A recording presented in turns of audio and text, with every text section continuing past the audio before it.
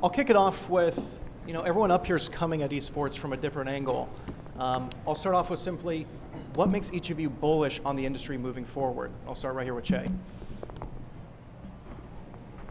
As a publisher for esports, we're in the business of selling games, box copies, digital copies, and for us, we're bullish on esports because it's tip of the spear for us on a much more important mission, which is how do we get players to stick around and play our games for 10 years, right? So if you look at the biggest games today on Twitch, it's all about retention, and so for us, we are investing in the business of esports, and we do believe that esports will monetize.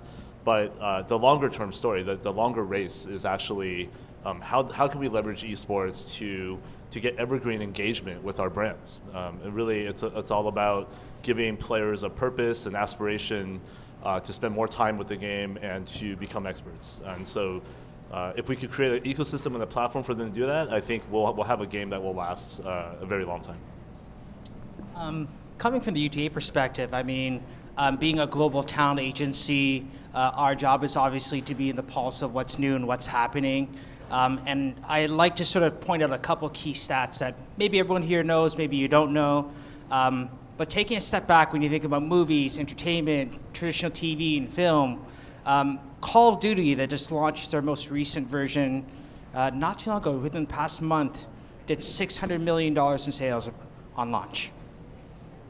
Take a step back and think about that. The League of Legends World Finals, without TV, without China viewership, hit a peak concurrent of 3.7 million viewers. I think when you take a step back and just look at the data, there's obvious interest from a lot of people in this room on a market that's so big. And I think when you take a look at gaming and its cultural relevance in today's society, that's probably why we're very bullish on esports. Just from a developer standpoint, what makes a game translate well to esports? Obviously, Assassin's Creed, that's your blockbuster game. What about that? What's the secret sauce to that translating well to esports? So Strauss kind of covered it in the last hour, where he talked about the fact that you can't bludgeon gamers into turning a game into an esport, right? It starts with the community. So for us, it really comes down to that philosophy, which is, okay, so if we don't own the control of determining which of our titles becomes an esport, right? So Ubisoft, we create, we ship like 5 or 6 games a year. Some are AAA, some are more indie, but the point is we have a portfolio of games, right? Not every game is appropriate to be an esport. That's the number one key, right? So we're not going to go into Assassin's Creed or any of the other single-player games and try to make that competitive, because it doesn't make sense. But what we can do is, in the spirit of not bludgeoning our gamers, is what we can do is work with our development team. So one of my missions on my team is to work across our 40 studios at Ubisoft around the world to work with the developers to say, okay, you have a game that is competitive in nature. You have a player versus player mode, or you have sort of a team-based game.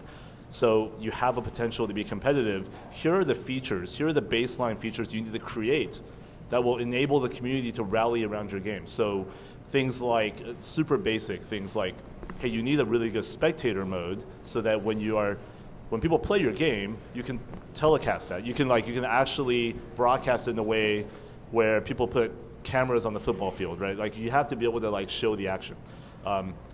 Really sort of ABC features, things like stats, things like some sort of social system, or I need to find groups, or hey, how do we handle teams? There are just infrastructural features that enable communities to rally around your games easier. So what I would say is, we don't go out to create esports games.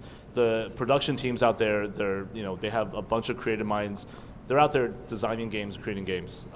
Our job is to help them, educate them on, okay, you have this awesome game. How do you make it esports ready when it comes out? Right, so I've seen a lot of games come and go where it's got a lot of potential. It comes out and it just misses on all of the marks in terms of features that a community needs to rally around the game, and then that game eventually goes away, and it doesn't. It's really, you only have one shot to make that impression for the gaming audience, and so if you have to recover and come back 3 years later with better features to become more competitive, you're fighting this huge uphill battle. So our mission is really, how do we design games from the get-go, from the ground floor, that are to be esports ready?